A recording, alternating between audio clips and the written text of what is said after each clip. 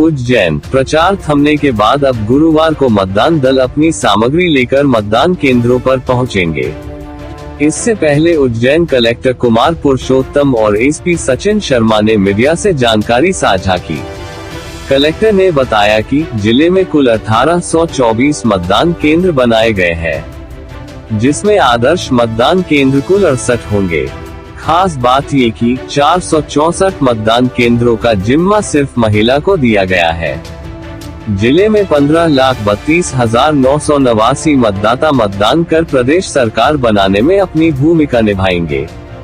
Ujjain SP Sachin Sharma ने बताया कि 8,040 मतदान कर्मियों की सुरक्षा के लिए करीब 4,000 से अधिक सुरक्षा कर्मियों को लगाया गया है।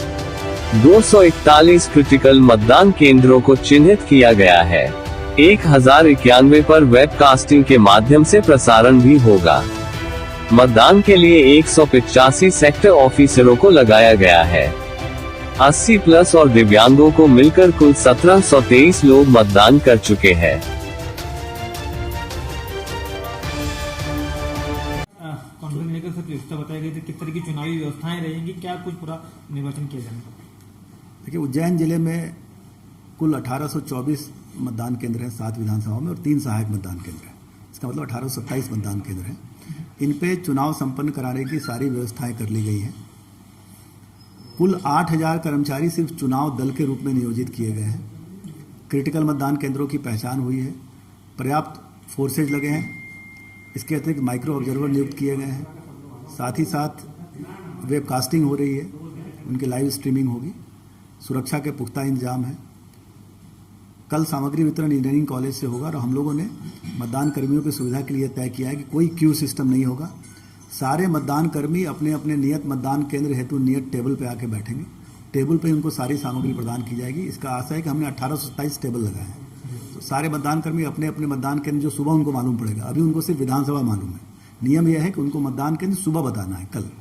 तो कल जैसे ही वो अपने विधानसभा वाले स्टॉल पे पहुंचेंगे, तो वहाँ एक लिस्ट लगी होगी जहाँ उनको कौन सा मतदान केंद्र लॉट है वो मालूम पड़ेगा। वो अपने जाके टेबल पे बैठेंगे, वहीं सारी सामग्री उन्हें प्रदान की जाएगी।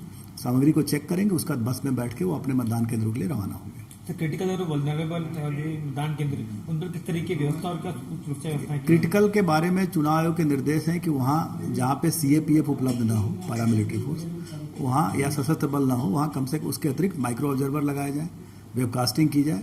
ये सब व्यवस्थाएं हमने वहाँ पे की है। जिले में कितने स्वदेशी केंद्र चिन्हित किए गए? देखिए, क्रिटिकल का मतलब सिर्फ लॉ एंड ऑर्डर नहीं होता। क्रिटिकल की जो पहचान है वो 2-3 कारणों से है। चुनाव का निर्देश है कि अगर जहाँ 90% से ज़्यादा वोटिंग हो उसको भी क्रिटिकल माना जाए। जहाँ किसी एक पार्टी को 75% से ज़्यादा वोट मिले उसको भी क्रिटिकल माना जाए। तो उन निर्देशों के तहत क्रिटिकल की पहचान होती है। उसमें लॉ एंड ऑर्डर भी एक इशू होता है। तो इन 3 पैमाने पर पहचान की गई है। सर, आगर में ड्यूटी कर्मचारी लगे हुए, इंदौर के 86 कर्मचारी, सर लगभग 700 कर्मचारियों का वंचित रहने का मामला सामने आया। नहीं, ये सूचना सही नहीं है। हमारे यहाँ जो 8,000 में से लगभग 7300 लोगों ने वोट डाला।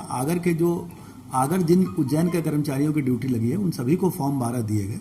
उसमें से लगभग 200 लोगों ने वोट डाल भी दिया है। अभी भी उनके पास समय काफ़ी है, वो कभी भी आके वोट डाल सकते हैं।